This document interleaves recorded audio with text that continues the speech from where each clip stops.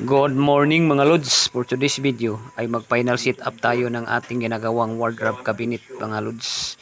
Dito kasi sa aming shop ay bago namin i-deliver, kailangan namin i-set up ito para malaman namin kung mayroong diferensya. Para pagdating sa site ay wala nang problema mga lods. So keep watching mga lods. Salamat sa inyong pagsubaybay. Stay tuned.